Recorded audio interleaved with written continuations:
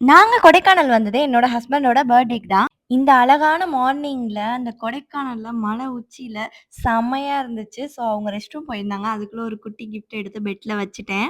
பார்த்த உடனே நல்லா ஷாக் ஆயிட்டாங்க. "என்னது இது?" அப்படின்ட்டு அத ஓப்பன் பண்ண சொன்னேன். நான் எழுதி வச்சத படிச்சுட்டு அத ஓப்பன் பண்ணிட்டு, இன்னைக்கு மார்னிங் வந்து எங்களுக்கு செம்ம ஜாலியா இருந்துச்சு அந்த கொடைக்கானல்ல.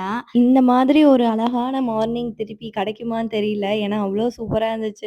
உண்மையிலேயே கொடைக்கானல்ல போய் தூங்கி எந்திரிச்சு அந்த சன்ன பாருங்களேன்! அவ்ளோ அருமையா இருக்கு. என்னமோ அத பக்கத்துல கையில புடிச்சிடலாம் போல இருக்கு. அந்த சூரிய வெளிச்சம் அந்த ரூமுக்கு வர வர இன்னும் அழகா இருந்தது.